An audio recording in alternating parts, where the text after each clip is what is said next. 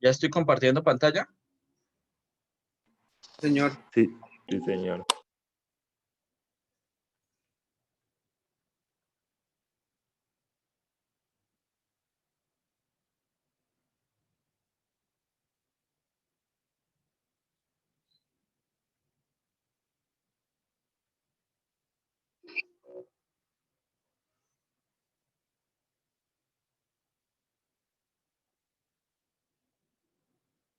Bueno, acá iniciamos con los delitos contra la libertad, integridad y formaciones sexuales.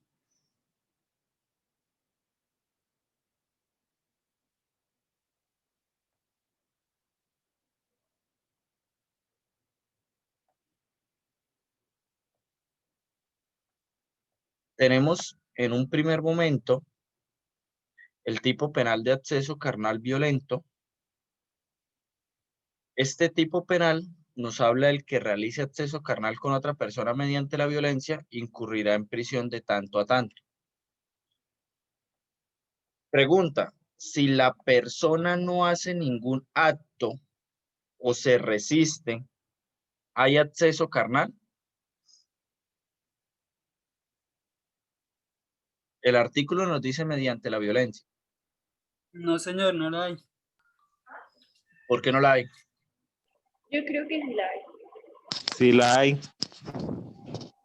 María, ¿por qué sí la hay? Porque Porque Dime, tal José vez Yair.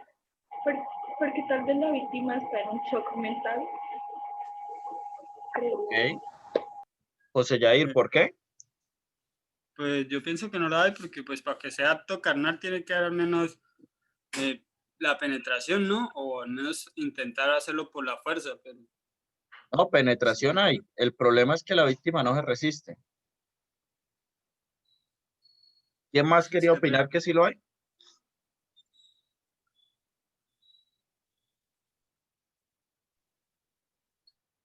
Bueno, la Corte ya manifestó que pues sería contrario ponerse a decirle a la víctima, no, resístase, forcejee para que le den más duro.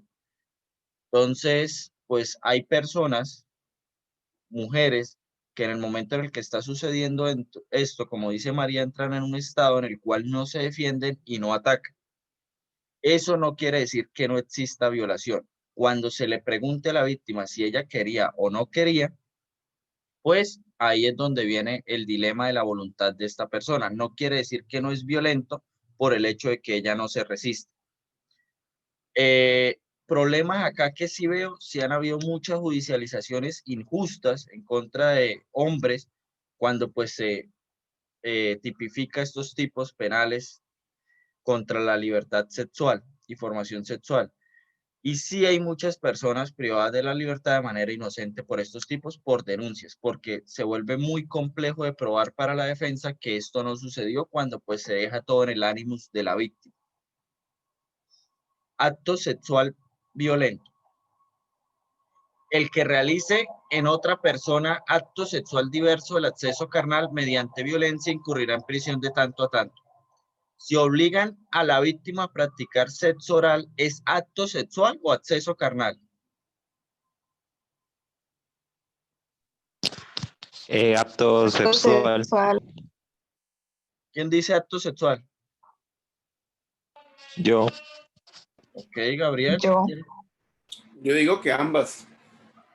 sí, yo también pienso que ambas.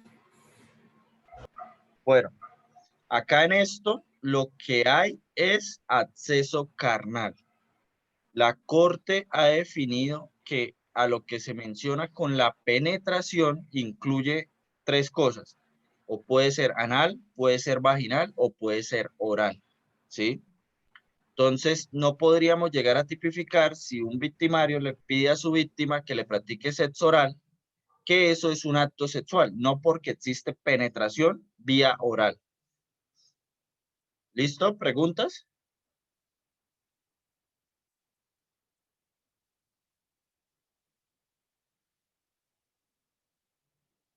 No, señor.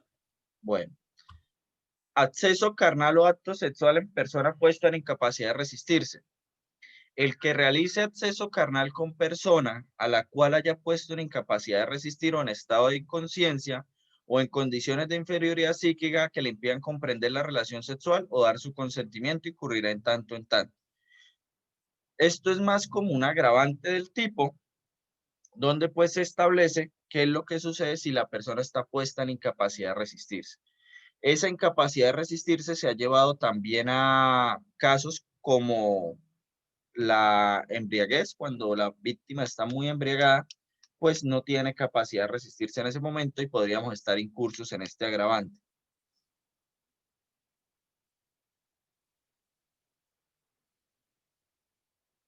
Existen una serie de disposiciones comunes para los artículos que ya tenemos.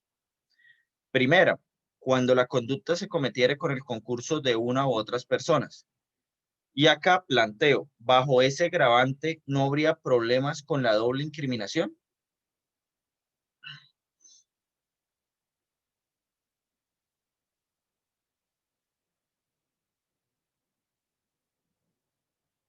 ¿Alguien qué opina? ¿Habría violación del no bis in idem con ese agravante?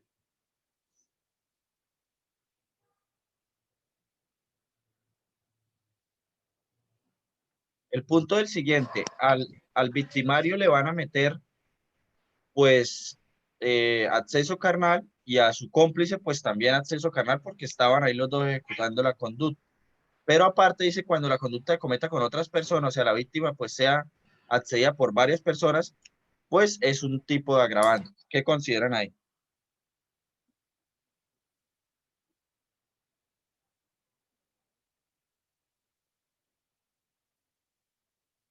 Yo pienso que no habría doble incriminación. No, yo digo que sería como en concurso, o sea, solamente aplicaría la de concurso, o sea, por ser cómplice.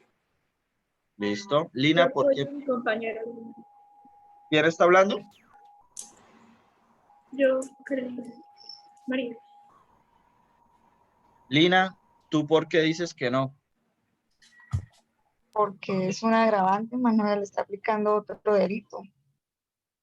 Sí, Lina tiene razón. Es un agravante y no se está aplicando otro tipo penal. El concurso es porque se vuelve más gravosa o el agravante tiene como sentido, tienen que entender el sentido del agravante, pues que dos personas están haciendo el mismo hecho en contra de la misma víctima. Usted, una persona en concurso con dos, pues solo puede matar a una víctima, pero cada uno la va a acceder. Entonces, si cada uno la accede, pues tendríamos los tipos penales, pero al hacer tan gravosa la situación de que fueron dos quienes la accedieron, estaríamos incursos en el agravante porque lo que busca el agravante es algo diferente a lo del tipo penal. Si se produjera contaminación de enfermedad de transmisión sexual, hay un agravante, pues claro que hay un hecho completamente nuevo y no habría violación de no bis in idem. Se realice sobre persona menor de 14 años. Pues no sé acá qué tan bueno sea, porque ya les decía que hay tipos penales y hay agravantes, y pues ya hay un tipo penal cuando la conducta se realice con menor de 14 años. Quinto, la conducta se realiza sobre... Esperen, regálame un segundo que está entrando algo. La conducta se realice sobre persona que de manera permanente hallar integrada a la unidad doméstica o aprovechando la permanencia o contra cualquier persona que de manera permanente hallara integrada a la unidad. Para los efectos previstos en este artículo, la afinidad será derivada de cualquier forma de matrimonio o de unión libre. Pero hay tipos penales ya como el incesto que tendríamos que entrar a ver cómo podríamos tipificar eso de manera acorde, como agravante o como tipo penal, claro. Y si se produjera el embarazo, que es el sexto, también tendríamos un agravante para estos tipos penales.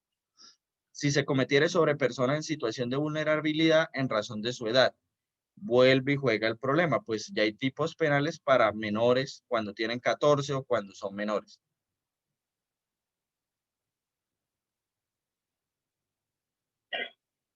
Inducción a la prostitución. El que con ánimo de lucrarse o para satisfacer los deseos de otro induzca el comercio carnal o a la prostitución a otra persona, incurrirá en tanto.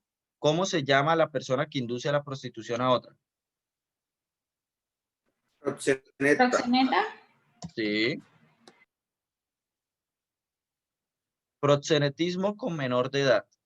El que con ánimo de lucro para sí o para un tercero o para satisfacer los deseos sexuales de otro, organice, facilite o participe de cualquier forma en el comercio carnal o explotación sexual de otra menor de 18 años, incurrirá en prisión de tanto.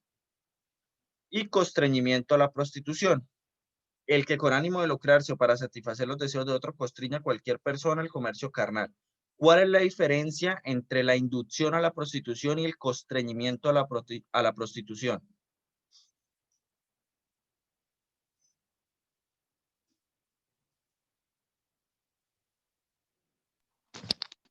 Que el constreñimiento son como los daños morales a la persona y la inducción es cuando ya lo mete de lleno. No, sí hay unos daños morales, pero no es la diferencia exacta.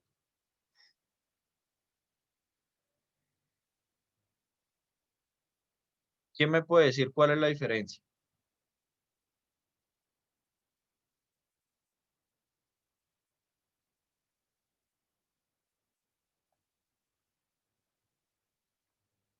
No, Dana, Profe, tengo una pregunta. Dana, es entre el 2.13 y 2.14. Listo, ¿quién me tiene una pregunta?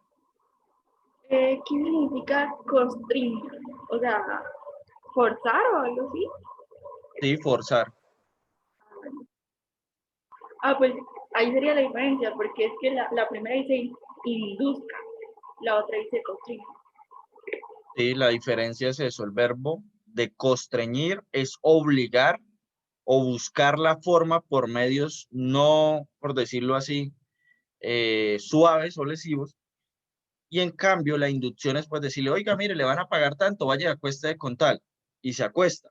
El constreñimiento es decirle, mire, le va a pasar esto y esto si usted no se acuesta con tal.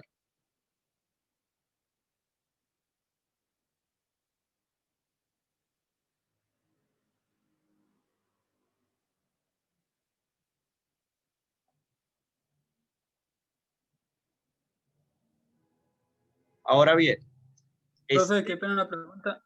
señor, Si en la que acaba de decir la pena es mayor, ¿por qué la pena es mayor en la que inducen que en la que obligan? Si no estoy mal, no alcancé, creo que alcancé a no, ver bien. la inducción es de 10 a 22 años, ¿sí? Y el constreñir es de 9 a 13 años, ¿sí? Pero- Porque la inducción a la prostitución, pues sobreentiende una línea de tiempo bastante amplia, ¿sí? Entonces, la induce a la prostitución con ánimo de permanencia. El constreñimiento que tenemos acá serían actos individuales, o sea, serían muchos tipos de carácter homogéneo. Yo puedo inducir a una persona a la prostitución y ella puede durar 7, 8, 10 años en la prostitución y no me van a meter una serie de actos de carácter sucesivo dentro del tipo penal. Entonces no me van a decir inducción a la prostitución en homogéneo con inducción a la prostitución y todas las veces que pues se haya prostituido. En cambio, el constreñimiento es un acto. Por cada acto que haya la constriña para acostarse con otro, se va a sumar otro tipo penal, como lo sería constreñimiento a la prostitución en concurso homogéneo con constreñimiento a la prostitución por cada vez que la constriñó. ¿Listo? Ah, listo, ya entiendo. Entonces, ese tipo penal, por todas las veces que suceda, pues va a ser infinito.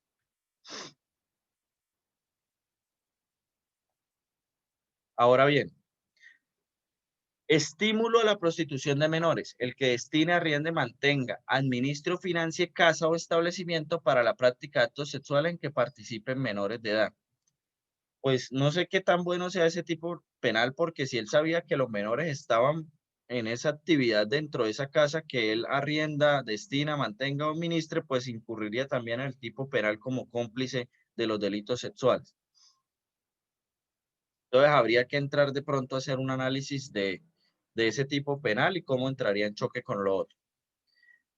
Compañeros, como yo les había dicho, los tipos penales que tienen A es porque se agregaron al código, o que tienen B, pues se agregaron al código. ¿Por qué se agregó este artículo 2.3?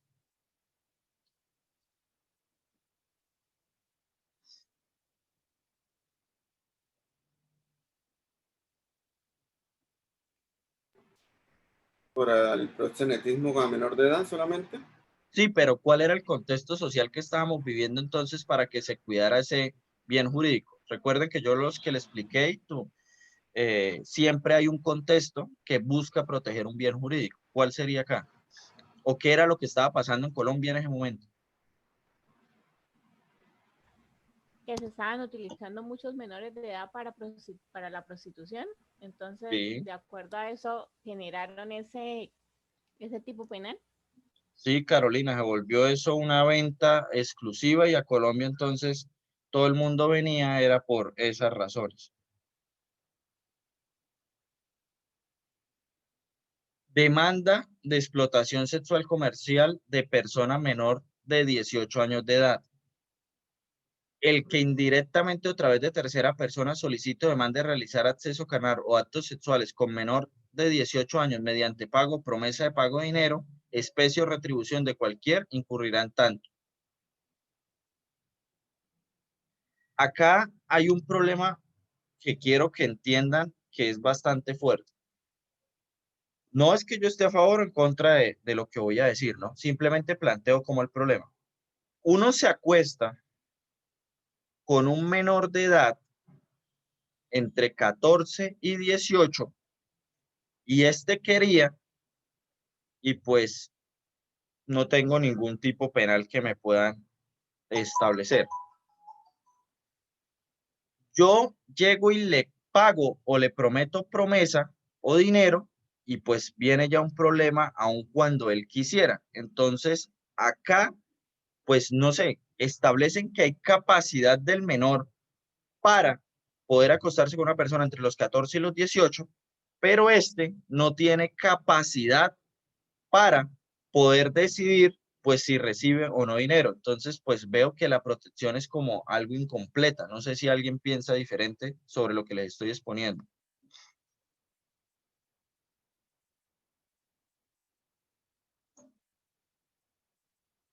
Si me dice entender, o sea, él puede decidir acostarse con quien quiera entre los 14 a los 18, pero el tipo penal se convierte si de los 14 a los 18, o bueno, antes, pero estamos hablando de un ente terreno de edad, pues recibe dinero o pago por lo que estaba haciendo queriendo.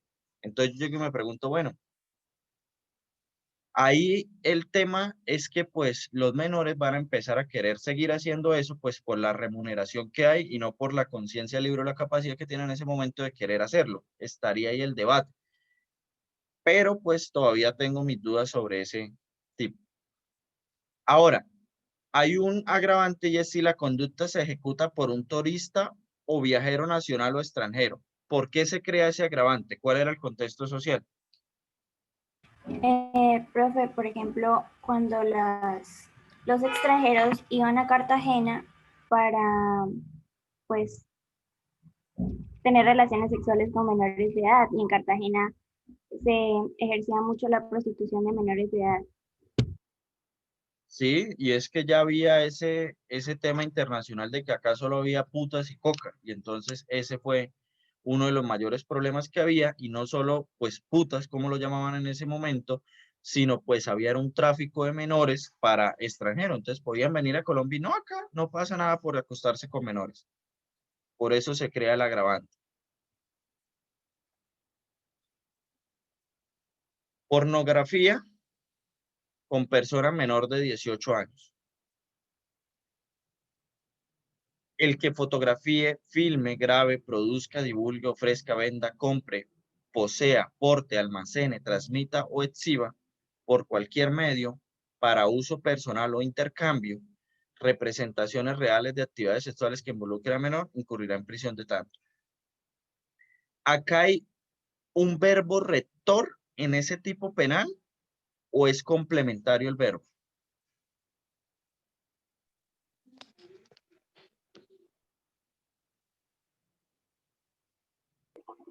Complementario.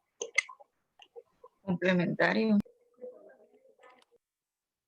Miren, acabamos de una vez resolviendo dudas. ¿Por qué complementario?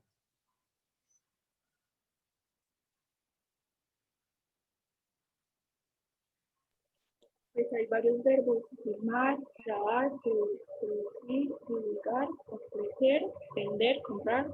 Pues, ¿Ok?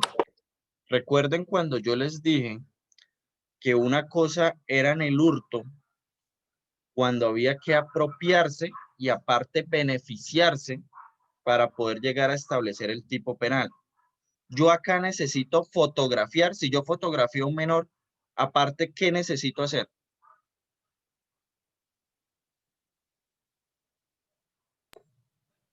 Repartir la información, Divulgarlo.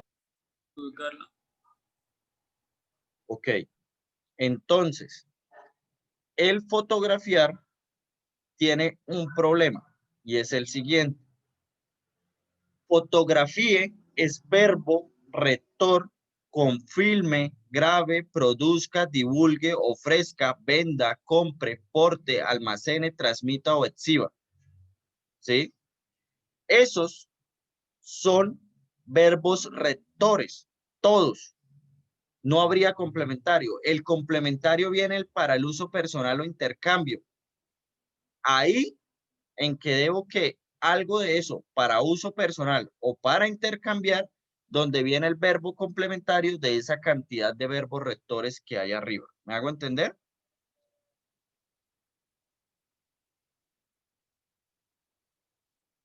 Sí, señor. Entonces tengan mucho cuidado con eso porque el fotografiar, filmar o grabar son verbos rectores que no necesitan de fotografiar y filmar, de unirse los dos para poder establecerse. Necesitan establecer el uso personal o el intercambio.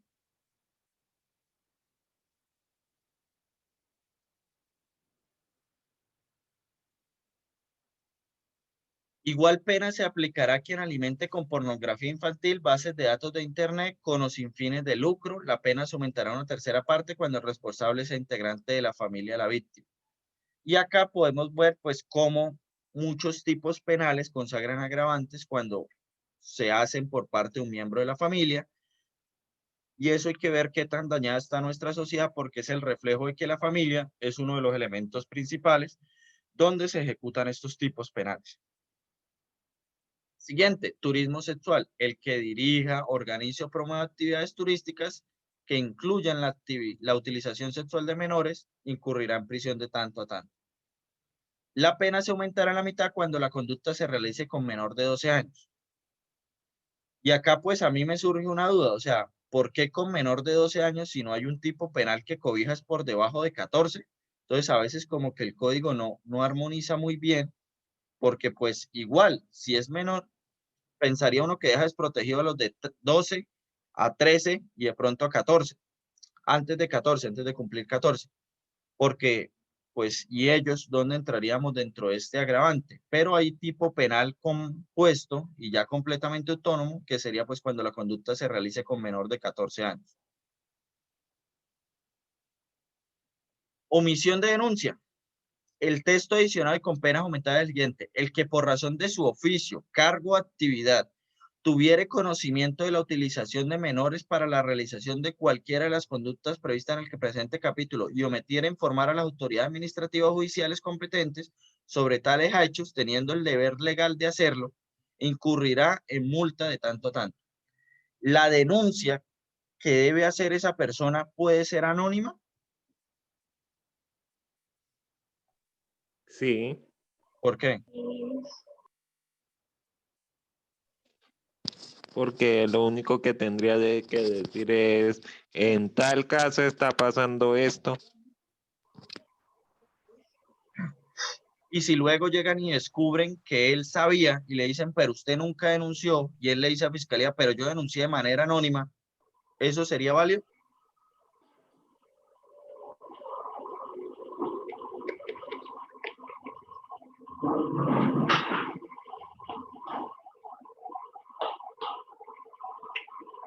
¿Eso sería válido?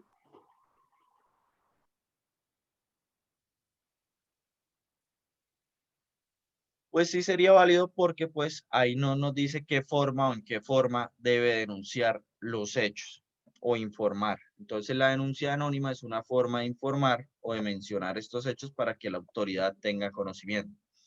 Y luego vienen las inhabilidades por los delitos sexuales cometidos contra menores. entramos a algo muy importante, que son los delitos contra la integridad moral.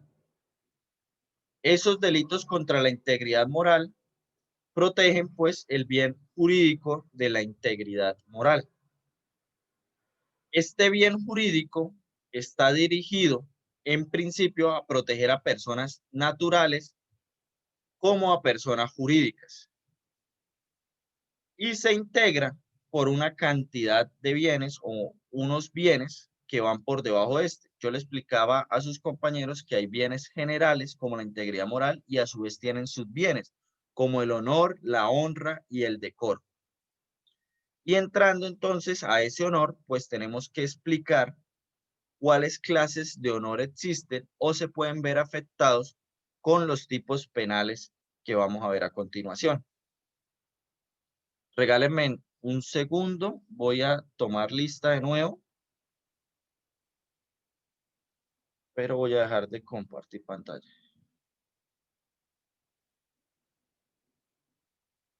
Ahí ya no estoy compartiendo pantalla, ¿verdad? No, señor. Bueno. Alexandra Flores. Buenos días, profe. Presente. Buenos días. Andrea Juliana Naya. Buenos días, profe. Andrea Duarte, ya te anoté. Andrea Paola Garzón Reyes. Buenos días, profe. Presente. Buenos días. Brankin Mantilla. Presente, profesor. Catalina Costa. Buenos días, profe, presente. Buenos días. Cristian Alexander Aparicio Gómez.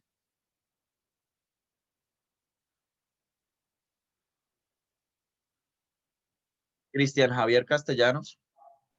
Buenos días, profe, presente. Buenos días. Dayana Ospina.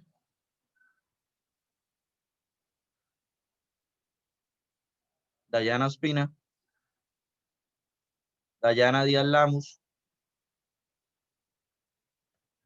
Buenos días, profe. Buenos días. Fabio Enrique Pinzón Jaimes. Fran Yosimar Santamaría.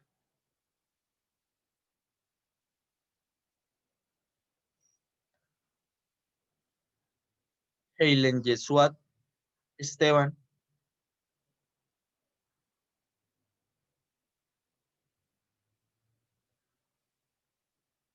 Jainer Jersey Cañas. Señor, sí, señor, muy buenos días. Buenos días. Joan Nicolás Correa Rangel. Juan David Moreno Ruedas.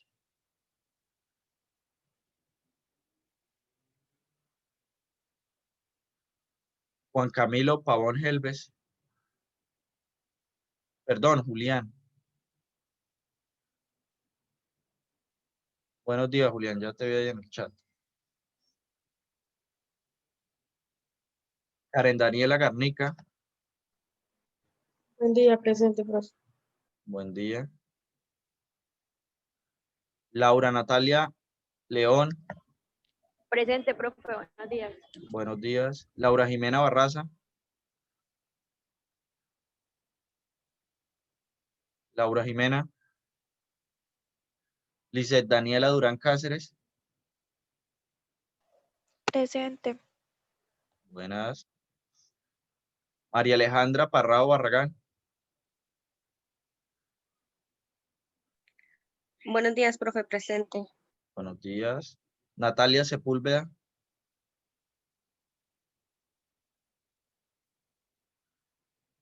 Paula Andrea Gómez Villamizar. Buenos días, profe, presente. Buenos días. Zaida Sandoval. Silvia Natalia Carrillo Rueda.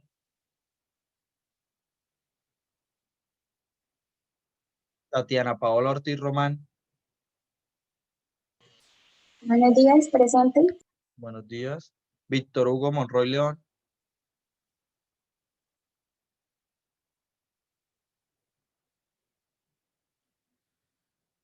Bueno, continuemos. Profe, falté yo. Carolina, sí, pero tú ya estabas al inicio. También falté yo. Pero los 10 que estaban desde el inicio ya los había anotado. Profe, una cosita, Dayana Ospina tiene problemas de conectividad, es que está en una finca y no tiene Ok. buen retorno de señal de internet. Listo.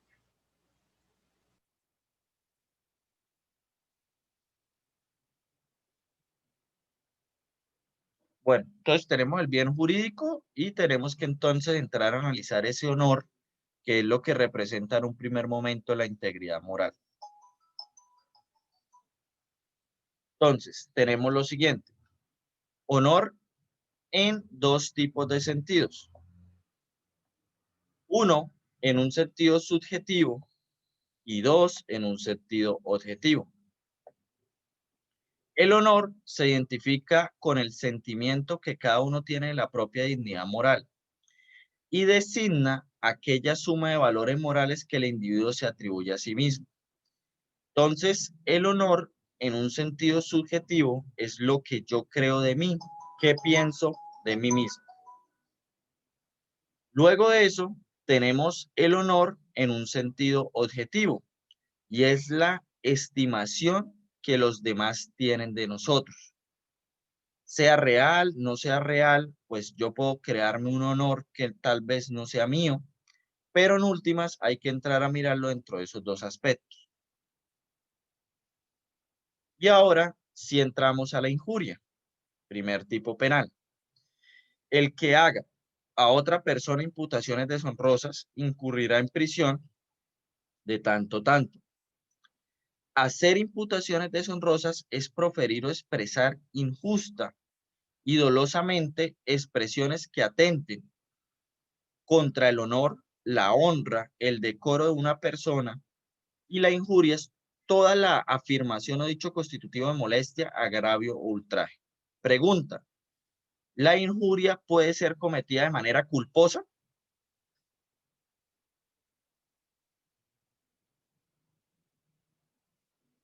Yo creería que sí, porque si la persona tiene como la intención de hacer quedar mal a la otra persona, entonces pensaría que sí. ¿Quién piensa diferente?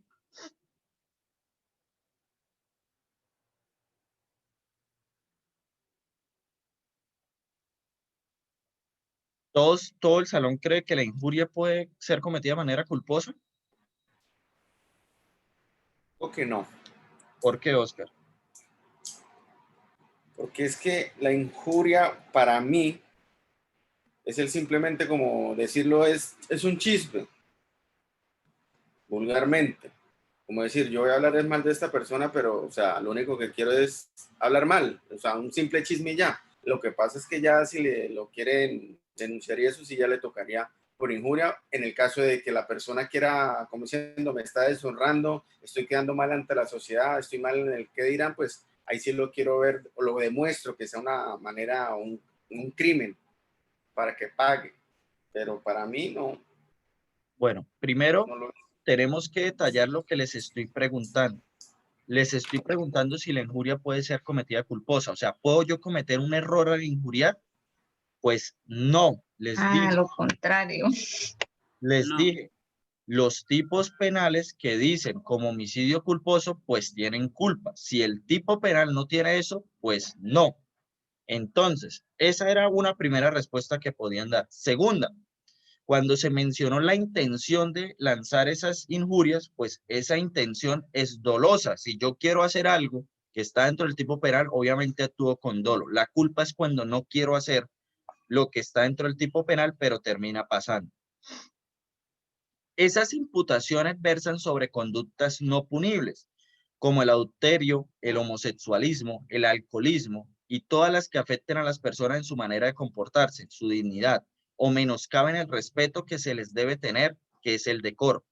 También caben imputaciones relacionadas con deficiencias físicas de carácter, con deficiencias de carácter físico, intelectual o moral que no se puedan resaltar aunque sean verdaderas. Entonces empezamos a ver y hay que detenernos muy bien ya en estos tipos penales. De ahora en adelante nos vamos a detener en cada tipo penal para hacer un estudio. Entonces, yo puedo decir a alguien que es bruto, pero aunque sea verdad, pues no puedo estarle diciendo esas cosas como dice acá, aunque sean verdaderas, ¿sí? O usted es un bobo, usted es un tonto, aunque yo llegara a probar determinadas cosas, pues no puedo llegar a hacerlo. Si es verdadero lo que digo, bueno, ya le respondí esa pregunta, regálame un segundo. Si le digo a una persona que es un ladrón, ¿es injuria?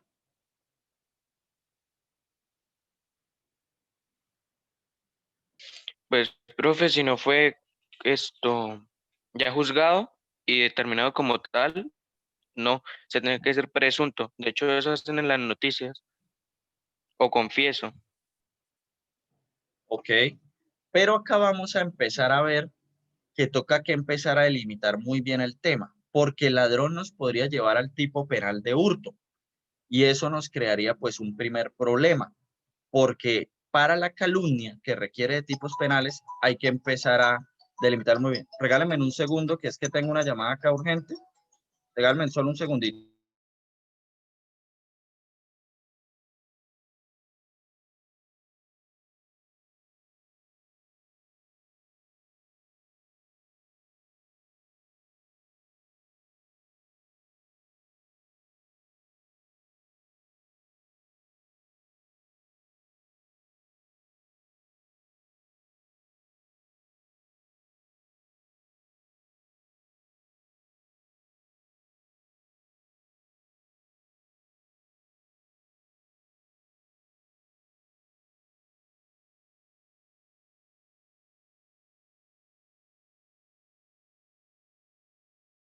Listo, muchachos, qué pena.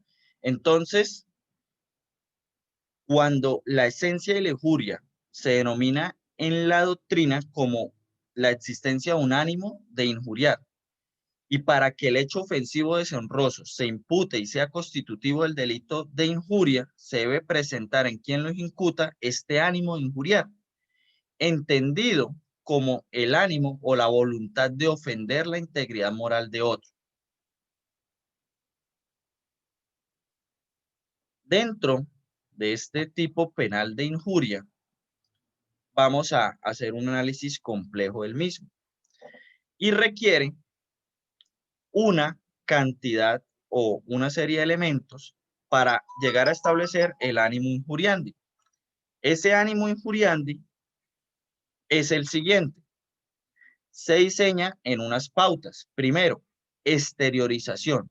Yo no puedo injuriar a alguien si no exteriorizo pues ese ánimo de injuriarlo. No puedo llegar a simplemente pensarlo y estar injuriando.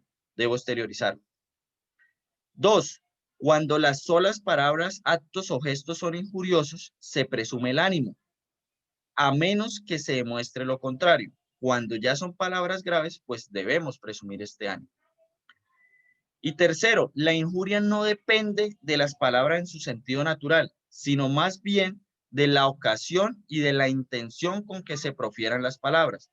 Entonces, depende de la intención con que el sujeto las expresa. De ahí que una palabra halagadora puede significar lo contrario. Si yo le digo a una persona, usted sí es inteligente, ¿lo estaría injuriando? No, porque no le está dañando ningún tipo moral, o sea, lo está halagando. Es cuando se lastime ese tipo moral. Pero recuerden que, como les acabo de decir, tienen que tenerlo en un contexto. Si una persona, por ejemplo, hace una pregunta desenfocada o mala dentro de la clase y yo llego y le digo, usted sí es inteligente, pues lo estoy injuriando, ¿sí? Ahí estaríamos dentro de la injuria, porque eso es una ironía y de ahí es donde estoy buscando, pues, injuriar. Ahora, tenemos varios ánimos. Animus corrigendi, que es cuando las palabras buscan corregir. El animus jocandi, que se realiza con el propósito de hacer un chiste, una broma, sin deseo de ofender. El animus narrandi, que es el de los periodistas o comunicadores, escritores, historiadores o biógrafos. El animus consulendi, que se realiza con el propósito de suministrar informes, consejos o consultas. El ánimo de defenderse, que es decir, el que se pretende evitar o rechazar una agresión injusta. Y también el último, que sería retorquendi, que es también llamado el ánimo de evolución de injurias, cuando el sujeto pasivo le responde con otra dirigida a quien la profirió. Entonces se devuelve la injuria.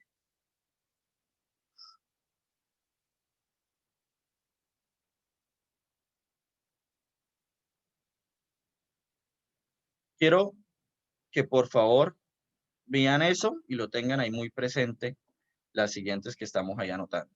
Ahora, viene la calumnia.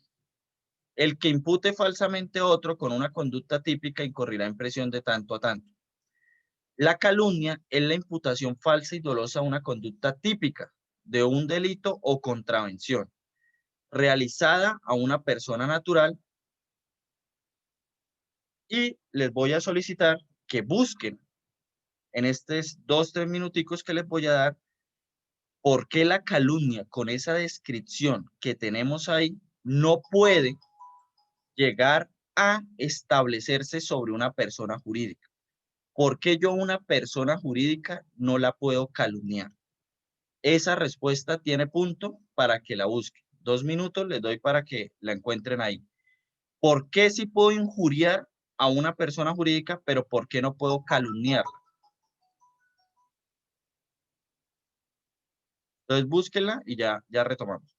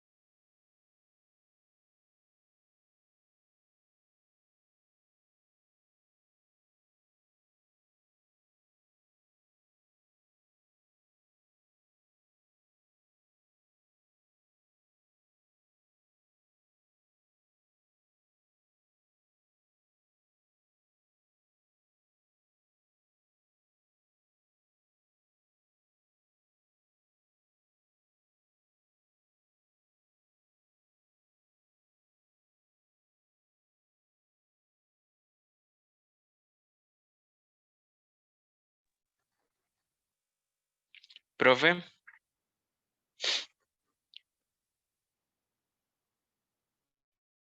porque la culpabilidad es exclusiva de las personas naturales, de las personas normales, y una persona jurídica es incapaz de realizar conductas punibles. Sí, en nuestro ordenamiento, pues específicamente las personas solo pueden cometer otro clase de tipos como lo serían actuaciones, pero no delitos. Nunca una persona jurídica puede incurrir en un tipo penal, para que eso lo tengamos muy claro. Nunca se va a incurrir por parte de una persona jurídica en un tipo penal, porque esas personas jurídicas actúan a través de un representante legal que sería una persona natural y es en última la que los tipos penales le entrarían a establecerse en ese momento. ¿Listo? Ahora bien, en la calumnia, la conducta típica que se imputa debe ser concreta y determinada y específica. No se comete calumnia si se injuria cuando se señala a otro como ladrón, que lo vimos anteriormente, falsario o terrorista. Para que exista calumnia debe imputarse de manera clara el tipo penal, como lo sería usted hurtó, usted falseó un documento determinado o usted realizó un acto terrorista.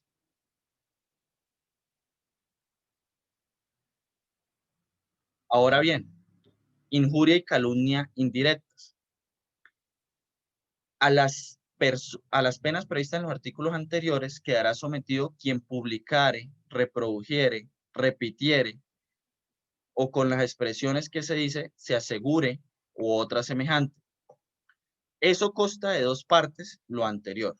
Primero, consta de lo que ha sido llamado por la doctrina como injuria y calumnias repetidas y consiste en publicar, reproducir o repetir las imputaciones deshonrosas o las conductas típicas falsas hechas por otro. De esta manera existen dos responsables penalmente, el primero que es el creador del ataque y el segundo que es el que divulga.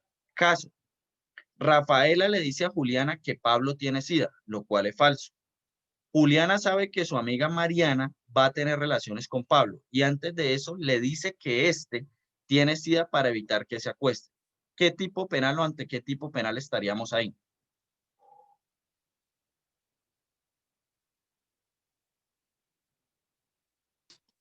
Injuria. ¿Por qué injuria? Profe, en calumnia, pues Ah, está porque, calumniando. Calumnia. Está porque está calumniando todo lo que diciendo está cosas que no diciendo. son.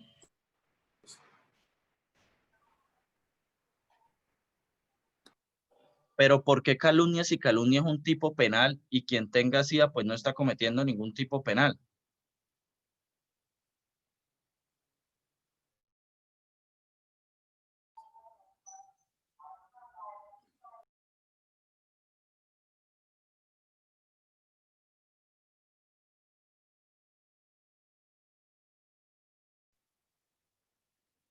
Julián, en lo que tú me dices entonces, ¿qué tipo penal estaría cometiendo ella?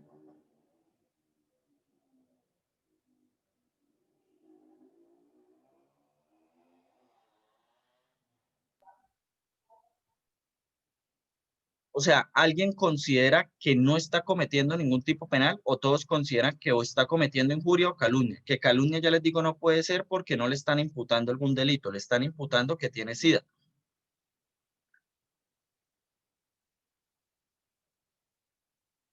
Entonces solamente injuria por el simplemente hecho de que estar diciendo que tiene SIDA y le está deshonrando. No, no, profe, pues decirle que tiene una enfermedad no creo que se considere, o sea, aunque está mal visto por la sociedad, pero legalmente no creo que sea faltarle al honor de una persona.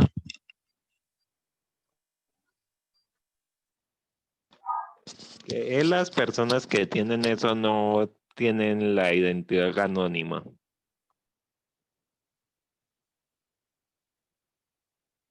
Sí, en un primer momento se podría pensar que hay un anonimato en eso. La cosa y lo que tenemos que mirar es la conducta. La conducta, al ser dolosa, no podemos llegar a establecer que acá se dio, porque yo mismo les pongo a ustedes muy claro que Juliana sabe que su amiga Mariana va a tener relaciones con Pablo y antes de eso le dice que este tiene SIDA para evitar que se acueste. Ella no está reproduciendo esa o eso que se dijo para lesionarle a él su honor, sino para evitar que su amiga se contagie porque ella cree que sí tiene SIDA. Entonces, si vemos el animus injuriandi, que es lo que les acabo de explicar y por eso les decía que miraran todos los ánimos, acá no existe animus injuriandi porque el ánimo de ella no es injuriar a Pablo, el ánimo de ella es proteger a su amiga Mariana. ¿Claro hasta ahí? Ahí el delito sería para Rafaela. Sí, el delito sería para Rafael.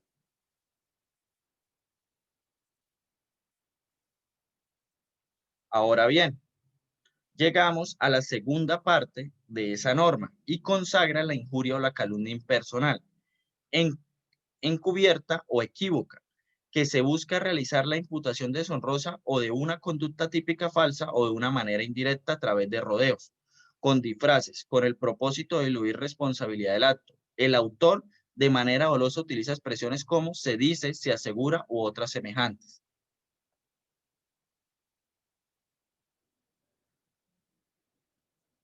Tenemos una serie de circunstancias especiales de graduación de la pena. Esas circunstancias están previstas en el título cuando quien cometa utilizando cualquier medio de comunicación social o otra divulgación colectiva o en reunión pública, las penas respectivas se aumentarán una sexta parte. Si se cometiera por medio escrito dirigido exclusivamente al ofendido o en su sola presencia, la pena se reducirá. ¿Qué es lo que sucede acá? Pues se consagra esta disposición penal una circunstancia que aumenta como agravante y que disminuye como atenuante. ¿Por qué? Porque en la primera, al ser mayor, pues se está diciéndole a muchas personas lo que este es o lo que se cree que es. Entonces, el daño se vuelve macro al ser una cantidad de personas. Y en el segundo, que sería menor punibilidad, pues como solo se está injuriando a la persona y se le está diciendo a ella de frente las cosas, pues lo que se está afectando es su honor subjetivo, lo que éste cree de él, pero no el honor objetivo, que es lo que los demás creen porque nadie más ha oído eso. Entonces tendríamos ahí el atenuante. ¿Listo? ¿Vamos claros hasta ahí?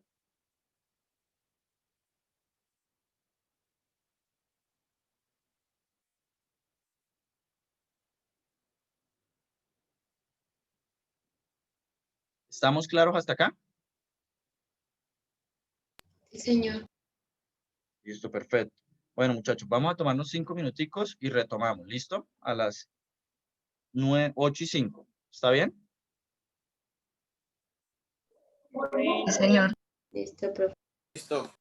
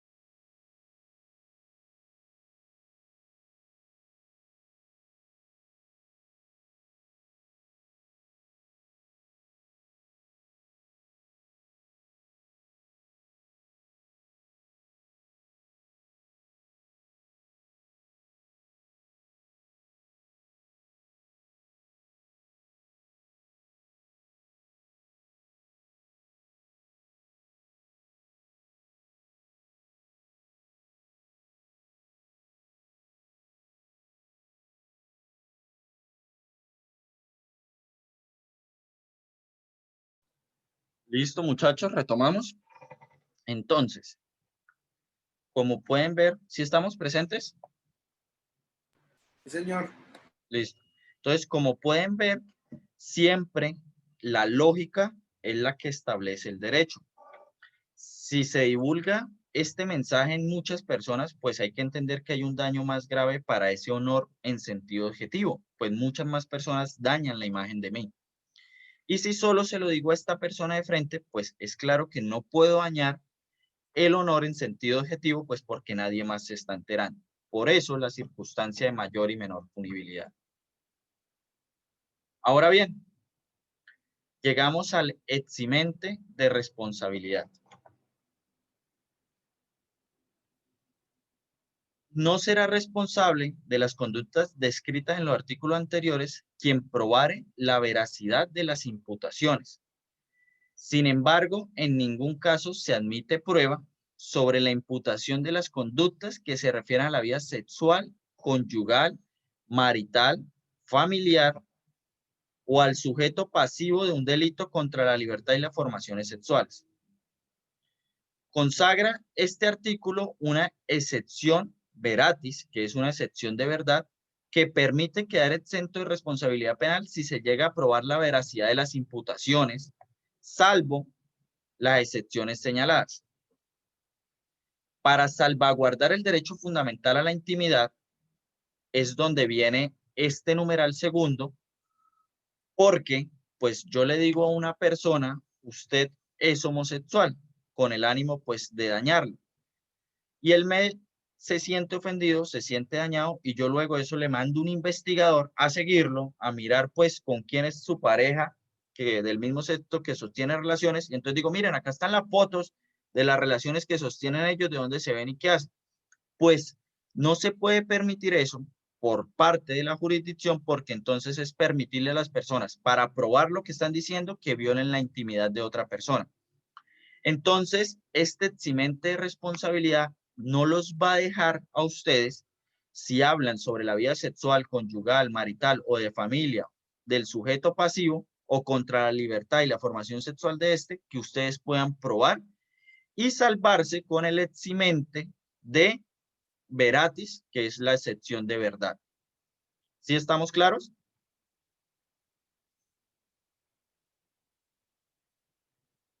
¿Sí? ¿Tienen alguna duda hasta ahí?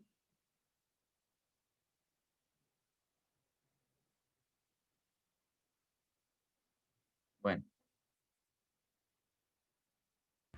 Profesor, Señora, dime, Dana.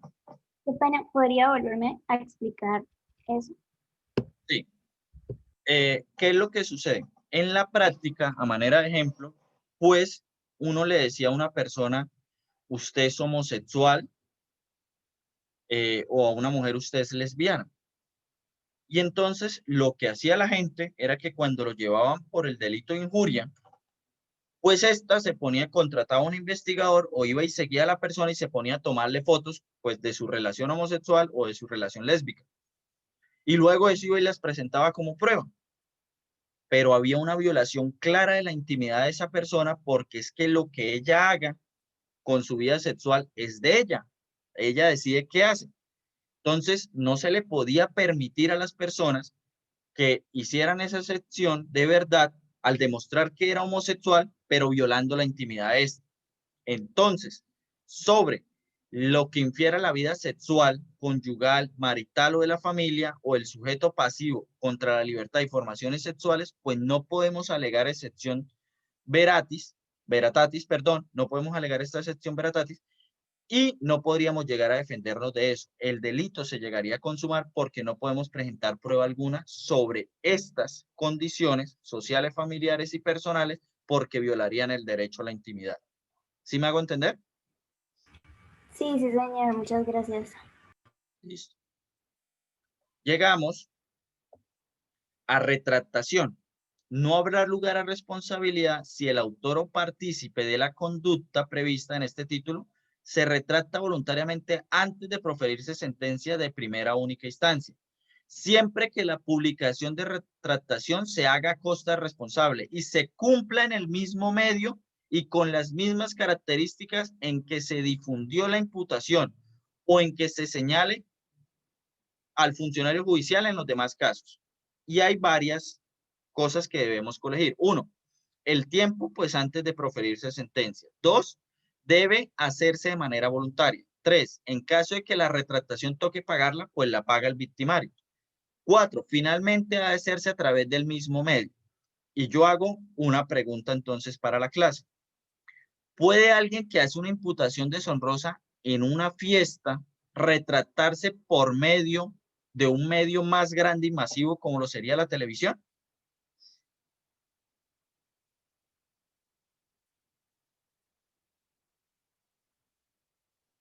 Si yo hago una imputación deshonrosa en una fiesta donde hay 20 personas y luego me retracto en un canal de TV donde hay 500, donde hay millones de personas viéndolo, ¿puedo hacerlo?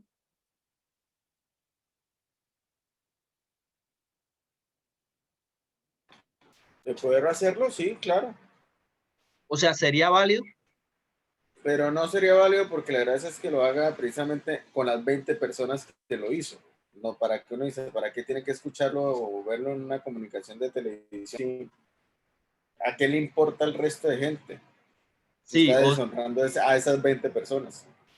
Sí, o sea, debe ubicarse a ese mismo medio porque ese honor en sentido objetivo que yo les hablaba, pues se perdió con ese núcleo en particular que él tenía. O sea, si van y le dicen eso delante de los 7, 8 amigos que él tiene en el trabajo y luego se disculpan delante de 300 personas, pues esos 7, 8 amigos si no estaban ahí de nada sirve.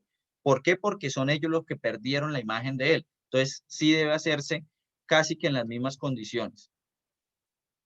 Injuria por vía de hecho. En la misma pena prevista en el artículo del 220, incurrirá el que por vía de hecho agravió a otro. Se estableció qué son las vías de hecho. Entonces, las vías de hecho, como lo afirma Antonio Vicente Arenas, un salivazo, una bofetada, un puntapié sin consecuencias lesivas para el cuerpo o la salud, pues puede quedar secuela.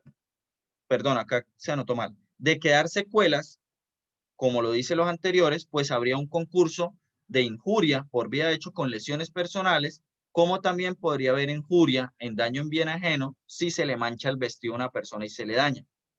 Pregunta, si yo le pego una cachetada a alguien, ¿estaría en el delito de injuria por vía de hecho en concurso con lesiones personales? No. ¿Por qué no, Gabriel? Porque no le está acusando de nada. Pero, o sea, una bofetada es una injuria por vía de hecho. O sea, lo que hizo el alcalde acá de Bucaramanga, de pegarle, el anterior, de pegarle una cachetada a alguien, eso es una injuria por vía de hecho. Eso sí tenemos que quedarlo claro, escupirlo o pegarle un puntapié son injurias por vía de hecho. ¿Sí? Ahora bien, aunque no diga usted nada, su solo acto está injuriando a esa persona. Por ejemplo, escupirlo. O sea, si yo llego y usted está delante de una cantidad de personas, 7, 8, 10, 12, 15, y le escupo la cara, pues la imagen que ellos tienen de usted se ve agraviada. Porque, uy, ¿y este tipo qué? Si yo llego y usted está con su novia y con otras 6 personas con su familia, yo llego y le meto una cachetada delante de ellos, ¿usted no cree que la imagen suya se daña? Total, se daña. La pregunta va encaminada, si yo le pego una cachetada a alguien, lo estoy injuriando ya por vía de hecho, pero también le estoy ocasionando lesiones personales. Lesiones personales sería que quedan secuelas, ¿no, profesor? Y una cachetada, pues no da secuelas. Depende, sí tiene usted razón, pero eso tendría que determinarlo medicina legal. Si hay días de incapacidad, pues lo puedo concursar, y si no hay días de incapacidad, no lo puedo concursar. Otra cosa Pero diferente, señor. No, iba a decir que en el caso de la bofetada, digamos, puede ser lesiones o no, pero lo dictamina medicina legal, pero el simple hecho de que, digámoslo así, como fue por vía televisiva, todo el mundo lo vio y eso se reprodujo ¿cuántas veces? O sea, las secuelas que le quedó, la humillación, que lo acachetearon. Pero esa alcalde. humillación o ese daño psicológico ya lo tenemos dentro de la injuria por vías de hecho y no podríamos, porque sí habría violación de no bis in idem, al meterle un daño psicológico y luego írselo a meter por injuria por vías de hecho cuando su imagen, su honra objetiva ya se está condenando acá por haberse dañado. Cosa más fácil en el caso de que se le eche vino a un vestido blanco de una mujer. O sea, completamente complicado, pues se va a manchar y se va a dañar, habría un daño en bien ajeno y habría una injuria por vía de hecho. Insiste o existe también un artículo que es injuria o calumnia recíprocas. Si la imputación o agravios a que se refieren los artículos 220, 221 y 226 fueran recíprocas, se declararán exentos de responsabilidad a los injuriantes o calumniantes o a cualquiera de ellos. Ahora bien, injuria con injuria, calumnia con calumnia. Yo no puedo alguien que me injuria y me dice, usted es homosexual, yo ir a decirle, usted cometió actos terroristas en tal lado y tal fecha. Es diferente. No puedo equiparar la injuria con la calumnia y no me podría ir dentro de este evento, pues que exime responsabilidad, diciendo que una calumnia la voy a equiparar con una injuria. Luego de eso tenemos las imputaciones de litigantes. Los juristas, las injurias expresadas por los litigantes, apoderados o defensores en los escritos, discursos o informes producidos ante los tribunales y no dados por sus autores a la publicidad, quedarán sujetas únicamente a las correcciones y acciones disciplinarias. Entonces, estas imputaciones que puedan versar sobre injuria o calumnia quedarán sometidas solamente a sanciones disciplinarias y no sanciones de índole penal. ¿Preguntas hasta acá? Porque ya vamos a pasar a otro tema. ¿Algo sobre la injuria o sobre la calumnia?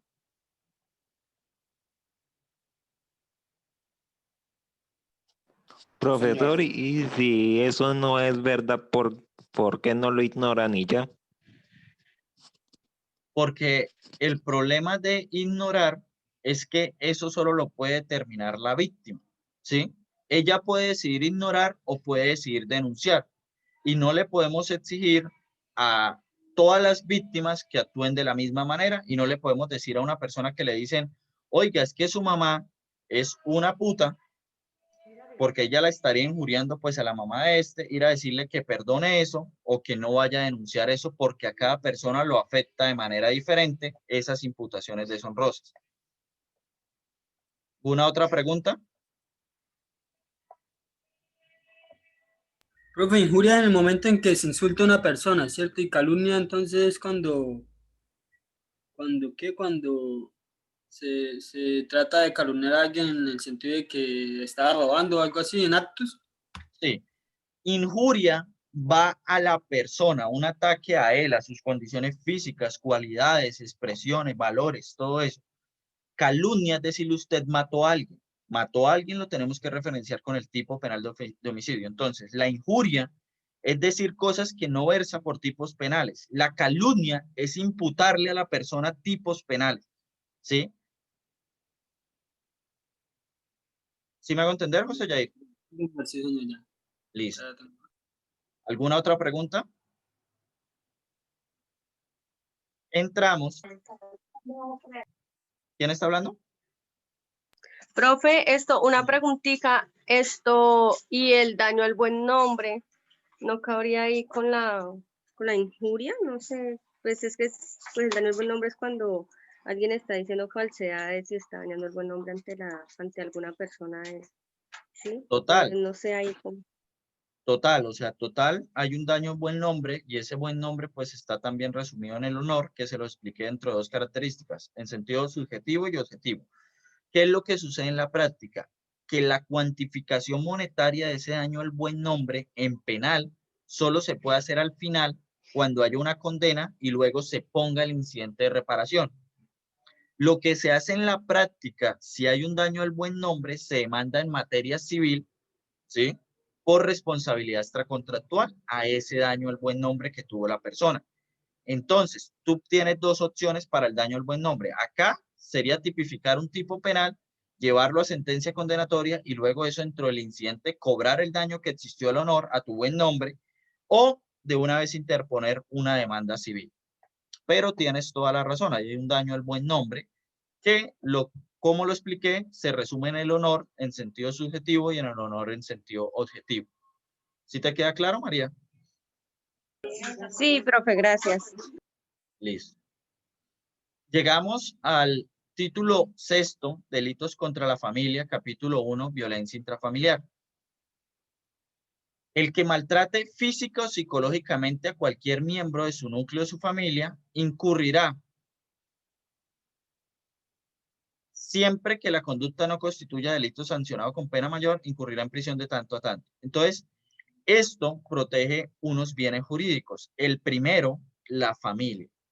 Y como segundo, la violencia que no debe ser ejercida dentro de la familia.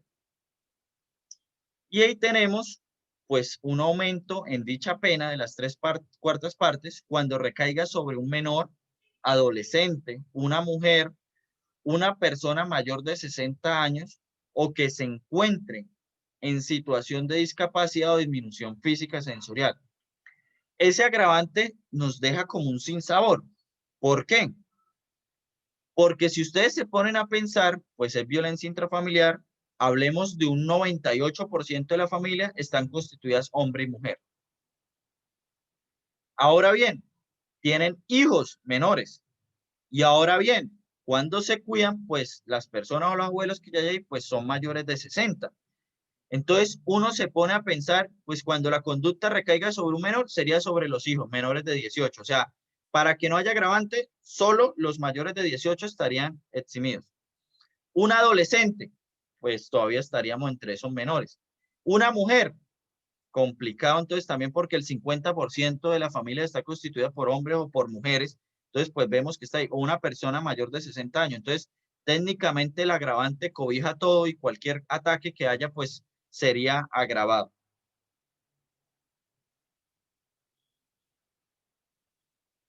Parágrafo.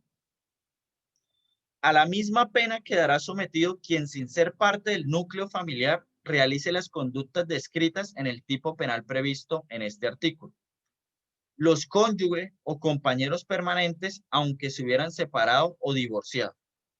Y ahí viene una pregunta que ha asaltado a muchos defensores y muchos decimos, oiga, pero ¿hasta dónde? Porque si los compañeros permanentes ya están separados, pues ¿por qué ir a meterle a una persona un agravante cuando ya no existe familia? Si vemos acá, se dice que pues esto protege los delitos contra la familia. Si yo me separo de mi compañera o mi compañera se separa de mí y luego va y me agrede o yo la agredo a ella, pues ya no hay familia. Sí, en algún momento existió, pero ahorita no somos familia y hay un agravante. ¿Qué piensan de esto?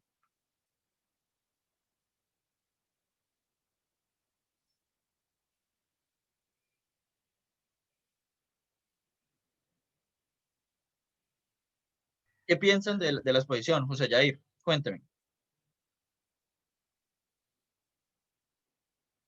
Pues yo pienso que sigue habiendo porque al momento, digamos, se separaron, pero si hay hijos, pues, digamos, al hombre lastimado a las mujeres también está afectando a los hijos, que no está bien. No, pero el agravante no me dice hijos. Y pongamos la hipótesis, no hay hijos. Porque es que el agravante no requiere de hijos o que los lesione delante de ellos. Los cónyuges o compañeros permanentes, aunque se hubieran separado o divorciado, nada nos habla de hijos. Tengo una compañera, vivimos 6 años, no hay hijos, me separé de ella, luego tenemos problemas, la golpeo, me golpea, y entonces sigue habiendo familia, que es el bien jurídico que se busca proteger. Profe, pues yo creo que no, porque al momento de yo separarme de alguien, ya definitivamente es porque no quiero estar con esa persona y ya la familia o el sentimiento se acabó. Sí, Yo Paola. creo que sí. ¿Quién más? ¿Quién está hablando? Carolina, María. Profesor, Yo digo que sí porque sus lazos siguen unidos a través de la iglesia, porque la iglesia dice que hasta la muerte los separa. Pues yo creería en esa parte. Listo, ¿quién más? Profe, yo digo que no, porque en el momento de uno divorciarse o separarse, pues se pierde el vínculo de familia, ¿no? Y pues lo que dice la compañera que hasta la muerte los separe, pues es en la iglesia, ¿no? No en el ámbito de pronto jurídico, pues pienso yo. Paola, sí, tienes toda la razón. O sea, el argumento de la iglesia no es válido por dos motivos. El primero, el que menciona la compañera Paola Gutiérrez, pues no sería válido por ese. Es un tema eclesiástico, no es un tema jurídico. Y segundo, los cónyuges o compañeros permanentes. Hay otro evento, yo no me casé, simplemente viví con esa persona 2, 3 años, se conformó la unión, pero pues luego nos separamos. Entonces tampoco podríamos llegar a meter el evento o de los hijos o de la iglesia acá porque hay compañeros permanentes donde ni siquiera requieren estar casados. Y segundo, la mayoría de las personas ahorita se casan por lo civil, entonces tampoco entraríamos a ese argumento. Sobre lo que menciona Paola y Carolina y Paola Gutiérrez, Parotti y Paola Gutiérrez, pues yo considero que no hay familia. El problema es que en la práctica este agravante lo siguen aplicando y lo siguen utilizando. Pero eso es lo bueno que yo les digo de ustedes ser UIS o del pensamiento crítico que se da acá. O sea, yo sí me sigo cuestionando, pero ¿cuál familia hay? ¿Dónde está esa familia? Y esos debates se tienen que seguir planteando jurídicamente porque en algún momento tiene que llegar a establecerse que ahí ya no hay familia. Listo, fueron compañeros y sostuvieron una relación, pero es que esto está protegiendo un bien jurídico que es la familia. Y entre divorciados, pues ya no puede existir familia, ya no hay familia. Ya no conviven, ya no hay una relación, ya no buscan, la familia busca apoyarse, la familia busca unirse, la familia, hay que establecer qué familia, buscan apoyarse, unirse, en salir juntos, avanzar. Ya no hay eso, o sea, todo lo que constituye una familia ya no lo hay en compañeros separados y menos si viven en otros lados. Ahora, segundo, el padre y la madre de familia, aunque cuando no convivan en el mismo hogar, si el maltrato se dirige contra el otro progenitor. Lo mismo, el padre y la madre de familia, aun cuando no convivan en el mismo hogar, si el maltrato. Pues acá hay hijos, que era el evento que nos mencionaba el compañero. Acá el tema se vuelve mucho más delgado porque el tema va acá a que los hijos se van a enterar de otra manera, pues si ven golpeado a su mamá o a su papá, pues le van a preguntar, ¿y qué pasó? Pues sí, su papá me golpeó. No vamos a eludir la realidad ni tampoco le vamos a pedir al padre víctima que vaya y diga que el otro no le hizo nada. Acá sí habría un hilo, porque los hijos nos siguen manteniendo la unidad de la familia. Y quiera si uno quiera, los hijos sí no podemos hablarlo en la iglesia, pero sí jurídicamente son un vínculo para toda la vida, un vínculo que sí une familia en torno a ellos. Entonces, la familia, cuando está constituida y unida dentro del núcleo, pues tenemos papá y mamá en cabeza de esa familia que unen ese esquema familiar. Pero cuando hay separación, los hijos son los que quedan cabeza de ese esquema familiar y los padres serían los adyacentes a ese núcleo hijos. Podría pensarlo o puedo llegar a establecer que, bueno, ese agravante estaríamos bajo esa exposición que yo hago en capacidad de mantenerlo, pero el primero no. ¿Alguien tiene de pronto alguna apreciación con ese agravante, el segundo? ¿Algo diferente a lo que se menciona?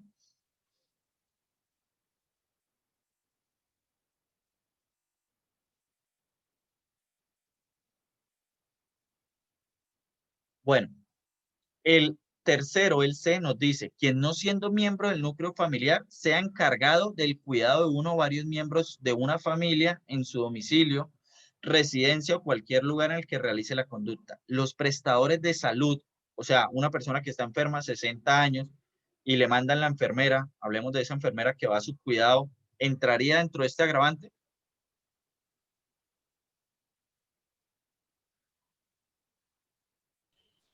Profe, pues yo creo que no, porque ahí dice que es sobre la familia y ella no tiene pues ningún vínculo familiar con la persona a la que va a prestarle el servicio.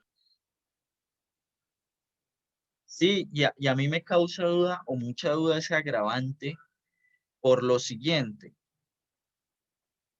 porque estamos en delitos contra la familia y se habla. Julián dice algo, sí, porque conviviría con la familia. Sí, sí, Julián, ahí va el tema. O sea, la prestadora de salud como tal, yo lo pongo ahí, yo creería que no. Esto va más ligado, por ejemplo, a una persona que dejen vivir ahí y tenga vocación de permanencia y sea la que cuide de manera permanente de pronto a esas personas, ¿sí? Eso pasaba mucho de pronto es con las personas que vienen del campo, se quedan allá a vivir, que por allá la amiga de la amiga y se traen a la muchacha acá y la ponen de empleada de servicio y también se vuelve como parte de ese núcleo. Yo creería que iría más por ahí. Los que, como dice Julián, tengan vocación de permanencia en la familia, pero los prestadores de salud no creo, o sea, nunca podrían pertenecer a ese núcleo familiar o a la familia que es lo que busca proteger. Las personas, miren esto, o sea, esto sí es brutal. Las personas con las que se sostienen o se hayan sostenido relaciones extramatrimoniales de carácter permanente que se caractericen por una clara e inequívoca vocación de estabilidad. O sea, los amantes no son quienes destruyen la familia. ¿Cómo vamos a incorporarlos ahorita al bien jurídico de la familia? ¿Qué piensan de eso? O sea, yo con una persona tuve vocación de permanencia 6 meses y entonces ya también se vuelve parte de eso y si voy y la agrego, me agrede, o sea, mi ex la agrego, me agrede, ya tenemos ahí un problema.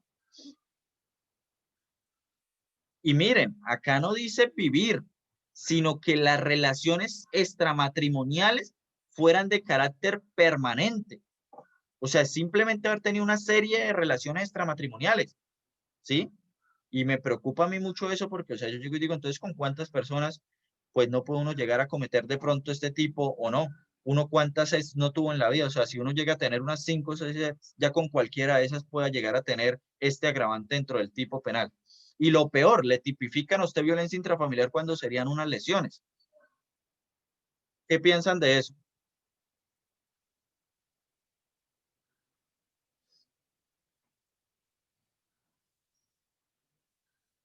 Profe, o sea que a uno le darían ese agravante así fuera un ex de hace muchísimos años y uno tiene un encuentro y tiene una agresión, o sea, le imputan este agravante, solamente Claro, así ya hubieran pasado muchos años. claro, lo que demuestran ahí es que tuvieron o hayan sostenido relaciones extramatrimoniales de carácter permanente.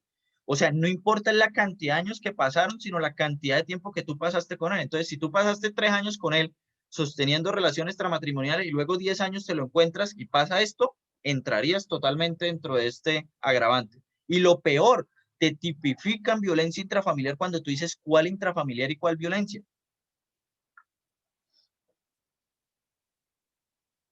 O sea, muy peligrosista. Y ahorita esto se agravó con una ley que sacaron. No tengo ahorita el dato exacto, lo voy a buscar y se los doy. Y o sea, usted con cualquier persona que haya sostenido relaciones con anterioridad ya le van a meter esto. Y lo peor, o sea, tipifíqueme lesiones personales, pero métase a violencia intrafamiliar, que es un tipo penal del cual primero ni siquiera dan beneficios. O sea, re peligrosista esta norma. Así que si sus ex vienen a darle a ustedes en la jeta, le toca a uno dejarse dar en la jeta porque no termina por acá metido en esto.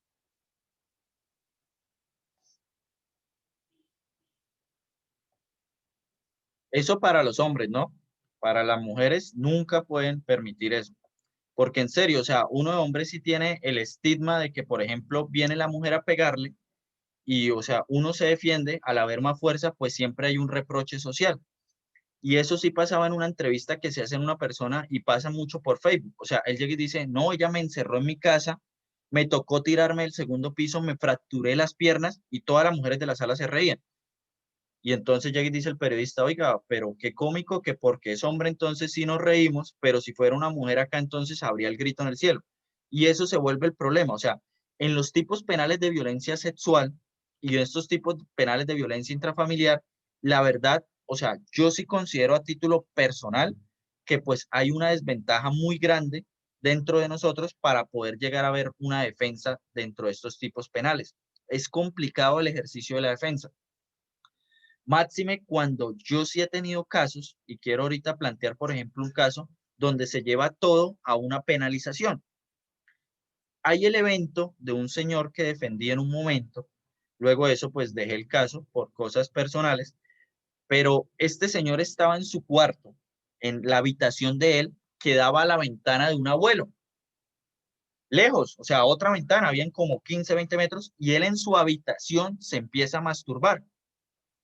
En esa masturbación, en la ventana del abuelo, abrieron la cortina y habían 2 niñas pequeñas. Y por estar esas 2 niñas pequeñas ahí, lo vincularon a un proceso penal por actos y con menor de 14 años, y yo llegaba y me decía, ¿pero dónde? O sea, ¿hasta dónde puede usted llegar a esa concepción? Y entonces llegaba y me decía a mí la fiscal que pues lo que había que debatir ahí era si él lo hizo con la intención de mostrarle a las niñas o no.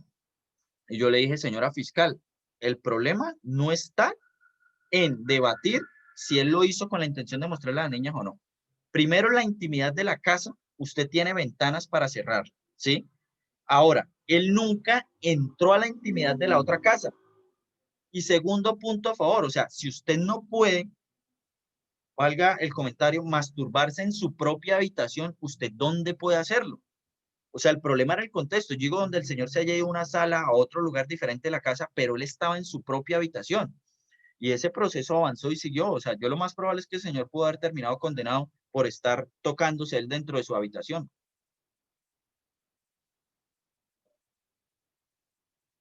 Entonces, acá se vuelve bastante complicado el tema de las lesiones o de la violencia cuando, por ejemplo, hay agresión, vienen a usted a agredirlo y hay un de pronto fuerza o derroche de fuerza en contra de la otra persona, la tipificación del delito de violencia intrafamiliar. ¿Alguien, algún comentario?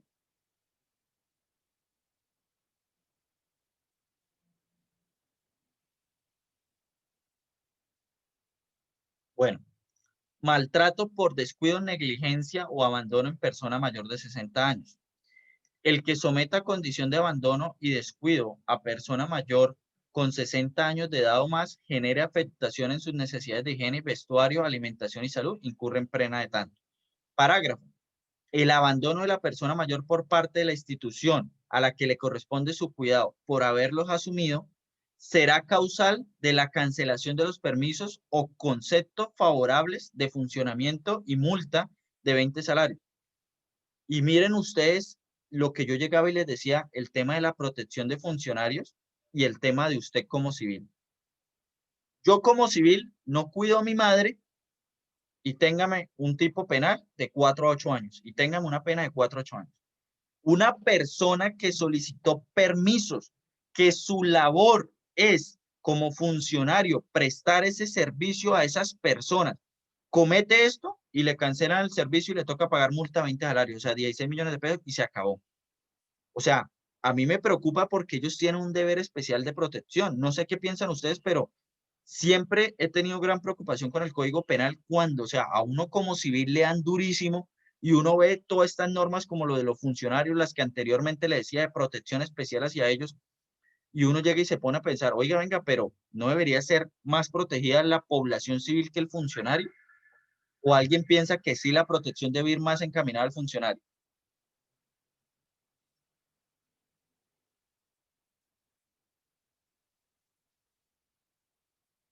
¿Sí me están escuchando?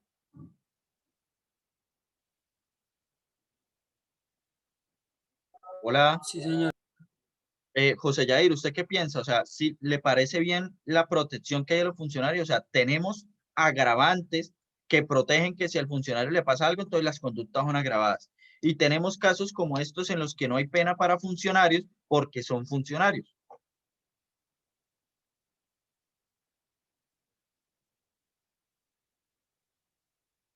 ¿Alguien opina diferente? O sea, o alguien retoma la idea y dice, sí, o sea, está mal. ¿Por qué los funcionarios hay que cuidarlos más cuando tienen un deber legal? Si ustedes se ponen a pensar, ustedes cometen... Creo que pues a mí me parece que está mal porque se supone que se debe velar por el bien de las personas, ¿no? O sea, Sí. también prestan un servicio y pues el servicio que prestan es para el bien de las personas. Sí, o sea, totalmente de acuerdo. Ellos tienen un deber especial de cuidado con esto. Y había gran preocupación con el acuerdo de paz ahorita porque a mí me parecía inaudito lo siguiente. O sea, yo voy a asesinar a una persona y estaba en estado de indefensión, 34 años. Ahorita un militar que uno llegaba donde el militar y le decía, oiga, señor militar, por favor, cuídeme, me pasó esto. Lo torturaban, le ponían botas al revés, lo mataban. Y ahorita se meten al acuerdo de paz y 8 años. Y yo llego y me digo, oiga, el ejército tenía el deber legal de cuidar a la población civil. Yo no tengo deber legal de cuidar a nadie. A mí alguien me hace algo y yo voy y lo mato, pues yo no tengo ningún deber. O sea, Es esa conducta iracunda y simplemente lo hizo. El que tenía el deber legal de cuidarme a mí, ahorita van a salir en 8 años, y uno llega y dice, no, o sea, acá lo que más paga en Colombia, o sea, más que ser, por ejemplo, cualquier cosa, cualquier actividad delictiva, es vuelva de funcionario público, a usted no le pasa nada. O sea, usted nunca comete Profe, nada. una pregunta, ahí podemos meter lo que pasa, digamos, con los policías, o sea, ellos utilizan o abusan, pues, de ser policías contra el pueblo y dicen que los van a bajar del cargo o cualquier cosa, pero a la persona que graba ahí sí le meten un poconón de cosas, lo maltratan, le dicen, bueno, todo eso que podemos ver en televisión. Claro, Paola, y peor aún, porque, o sea, el policía le da a usted en la jeta, por decirlo así, y lo golpea y tenga su destitución del cargo y usted va y lo denuncia por lesiones personales. Usted vaya y métale una cachetada al policía o dígale algo o insúltelo, violencia contra servidor público y violencia psicológica. O sea, usted le dice, usted es un hijo de puta, señor policía, violencia psicológica contra servidor, y uno se pone a pensar, oiga, y el tipo penal es más grave. O sea, a mí el policía que me tiene que cuidar me mete una celda, o como este señor me coge a electrochoques y me da hasta donde quiso, y lesiones personales. Ya, se acabó, lesiones personales, es el tipo penal. Y uno sí por medio de decirle, oiga, usted es un hijo de puta, no, violencia contra servidor público, violencia psicológica, y tenga un tipo penal que va casi por el triple de la pena. Y con medida, porque a toda hora piden medida por eso, o sea, me parece completamente desproporcional. O sea, hay un nivel de autoridad, y ese nivel de autoridad yo me lo digo en un contexto europeo. Usted va a un contexto europeo y allá los funcionarios de policía pues son funcionarios bien, están acorde pues a lo que sea y hay un respeto reverencial. Pero acá, muchachos, o sea, acá la verdad, yo lo digo de manera personal, pues yo no, o sea, yo no tengo un respeto ahí hacia la policía. Y uno nunca sabe qué es preferible si uno va por una calle que viene un ladrón a que lo coja un ladrón, o a irse por un lado donde estén los policías, con lo que ha pasado ahorita. O sea, el tema de este señor que iba o que estaba estudiando derecho y lo que pasó, o sea, es muestra clara, y la verdad, como lo llegan en dicen ahí, no puede ser que una manzana podría una todo, pero es que no es una manzana. O sea, los casos de denuncia son demasiados para llegar a decir es solo este o este. Y gran preocupación entonces que los funcionarios no tengan que pagar con una pena más alta que la que sí pagamos nosotros, como lo somos por ser civiles. El último que está ahí, el 230A, pues es para esos padres que compartían la custodia. Entonces la mamá tenía la custodia un mes y se lo tenía que dejar una semana al papá, se lo dejaba esa semana al papá y el papá se lo llevaba. Y pues no pasaba nada. Ahora sí, ejercicio arbitrario de la custodia. Entonces tenemos ese tipo penal. Adopción irregular. Al que promueva o realice la adopción del menor sin cumplir los requisitos legales correspondientes o sin la respectiva licencia del Instituto Colombiano de Bienestar Familiar para adelantar programas de adopción o utilizando prácticas irregulares lesivas para el menor. Pregunta: si se hacen una serie de documentos mal llenados, no se cumplen con los requisitos, perdón, acá es menor. Si el menor no sale perjudicado, ahí no es si el menos, es menor. Si el menor no sale perjudicado, ¿habría este tipo penal o no? Lo adopté de manera ilegal, no hay requisitos y no hay la licencia del Instituto Colombiano de Bienestar Familiar, pero yo lo tengo en mi casa bien cuidado, su buena habitación, el niño está bien y todo. ¿Incurro dentro de este tipo penal? Profe, pues es que ahí no Sí. dice si el menor sale lesionado, perjudicado o no, perdona, ahí dice que si la adopción es irregular. Y pues si por más Claro, que eso es usted lo tenga bien, independientemente. sí, o sea, por más que usted lo tenga bien en su casa, no tiene los papeles al día. Listo. Refuto con lo siguiente apreciación. No digo que sea verdad o sea falso, refuto y ustedes me contestan. Yo les expliqué que las conductas son típicas, culpables y antijurídicas. La antijuridicidad es el daño que se crea, el daño, lo dañoso.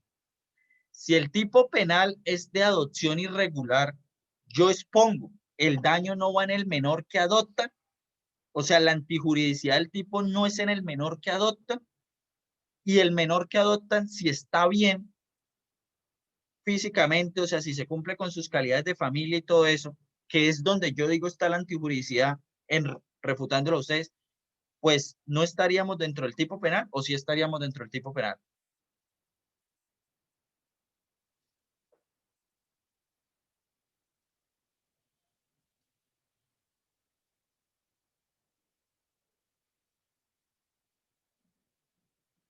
como les digo, mire, lo importante del derecho no es, o sea, el tema de hay cosas ciertas o verdaderas. Yo refuto. La verdad, no les voy a decir si está bien o está mal lo que estoy refutando. Simplemente refuto. Y eso es lo bueno, que ustedes refuten con cargas argumentativas que los dejen a ustedes pensando. Entonces, eso es lo que les digo. ¿Qué opinan?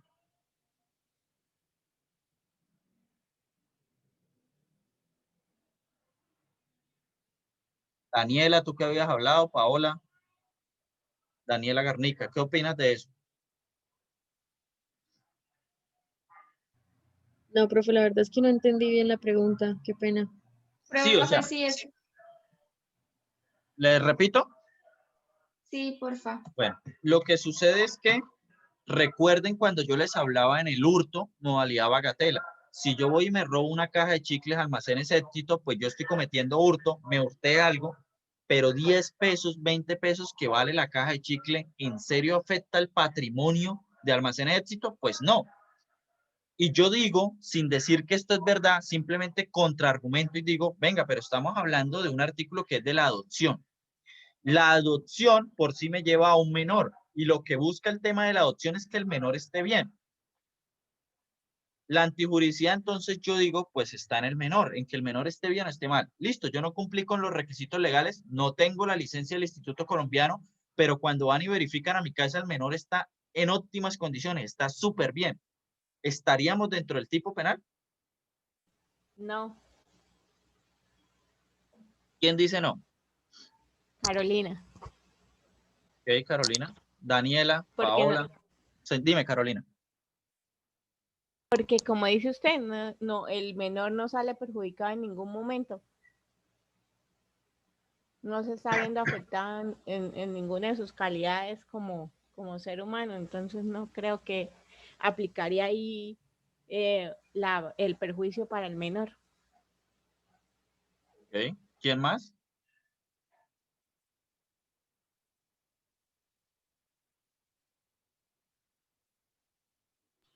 Profe, pues yo no sé si de pronto está en lo correcto, pero al momento de que no esté con los padres, pues obviamente el menor no se va a sentir, digamos, como con el mismo afecto. Pues no es lo mismo usted estar de pronto con una tía, usted estar con su mamá o con su papá. No, pero acá presumimos que el que lo adopta puede ser un tercero, pero el menor está súper bien y se siente en las óptimas condiciones del mundo. Bueno, les explico. Cuando uno argumenta y contraargumenta, ustedes tienen que tener la capacidad de pensar, porque Daniela Garnica y Paola eran las que estaban en la razón. Yo no tengo razón con este argumento que estoy dando ahorita. Por lo siguiente, y eso es bueno, o sea, ¿por qué no defienden su postura? Defiendan su postura hasta el final. Yo la defendería.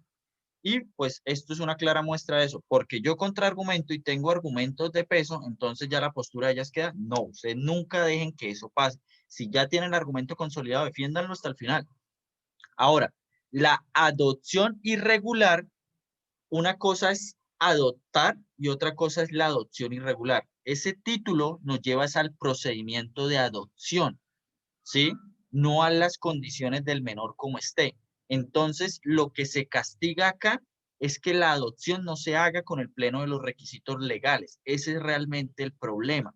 Y por eso, pues si se promueve o se realiza adopción sin cumplir con los requisitos, o aparte de eso no está la licencia del Instituto Colombiano de Bienestar Familiar, es eso lo que se pena. La antijuridicidad o el daño está en usted no seguir los pasos o los requisitos. Sí, Daniela, Paola.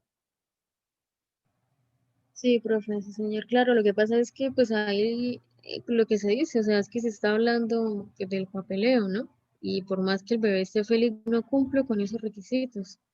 Claro, pero lo que yo llego y Niño. te digo, o sea, ahí defiende tú eso. Eso es lo que tú me estás diciendo, esa es la verdad. Acá se está hablando del papeleo, no se está hablando de otra cosa. Esa es totalmente la razón y ustedes dos tenían la razón desde el inicio. Importante lo que les digo, defiéndanlo, ¿sí? O sea, es que es eso, se hablaba del papeleo, no era otra cosa lo que estábamos tocando acá. Inasistencia alimentaria.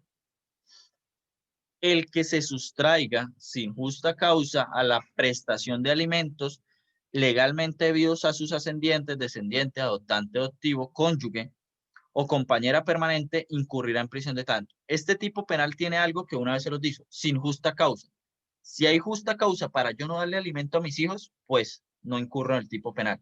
Ahora, ¿no tener trabajo es justa causa? Pregunta para la clase. Pues, profe, si no tiene más fuentes Profe, de ingresos, yo creo que Paola Gutiérrez dice que sí. ¿Quién más iba a hablar? pues, profe, yo digo que sí, porque si el trabajo pues no tiene de pronto más ingresos o más fuentes de ingresos, sino él solo trabaja y no tiene trabajo, entonces ¿de dónde le va a dar a los niños pues la cuota de alimentos? ¿Quién habló? Paola. Profe, Sí, ¿quién más? profe, pues no sé, en mi parecer digo que no, porque digamos, bueno, el padre de pronto no tiene trabajo, pero de todas maneras los hijos tienen sus necesidades y ellos tienen la necesidad de alimentarse o algo así, y pues el padre tiene que de todas maneras buscar las fuentes para sostenerlos. Sí, Profe, yo estoy de acuerdo con Paola en lo que acaba de decir. Una cosa ya es que yo no pueda conseguir trabajo por una incapacidad física que para mí pues resulta imposible. Otra cosa es que yo no tenga trabajo, pues yo puedo conseguir trabajo y a la semana, y pues si este mes no le puede dar el sustento o no le puede girar el dinero a los menores, es algo como que se va acumulando. Y el otro mes cuando siga trabajo, pues uno llega a un acuerdo y se pone acorde con la obligación financiera. Pero que yo tenga todas mis capacidades y en el momento pues no tenga trabajo, no es injusta causa. Ok. Eso que Pues yo usted pienso que dice, sí es con justa causa. señor. Sí es con justa causa. Porque a veces usted no puede tener ninguna discapacidad, pero es que a veces usted dura 6 meses sin trabajo y no consigue por donde busque. La rebusque no consigue. Entonces, sí debe ser con justa causa. El problema ahí radica, muchachos, en que Jainer y Paola tienen razón en un primer argumento. Y el primer argumento es que los hijos pues no tienen por qué pagar que el papá esté sin trabajo. Y eso los fiscales cuando vayan a denunciar por esto no les van a parar a ustedes bolas que no ha conseguido. Segundo problema, existe una presunción en derecho y es que toda persona gana un salario mínimo. Y eso es una presunción que sirve y no sirve. Si a mí me accidentan y yo no tengo trabajo, yo le puedo sacar a esa otra persona un salario mínimo mensual legal vigente porque es presunción. Se presume que yo me ganaba eso. Y acá viene el problema. Le van a decir al señor, no, yo presumo que usted gana un salario mínimo. Se lo gane o no, el no tener trabajo no sería excusa en este momento para llegar a establecer eso. Muchachos, ¿quiénes me faltan por anotar en la lista?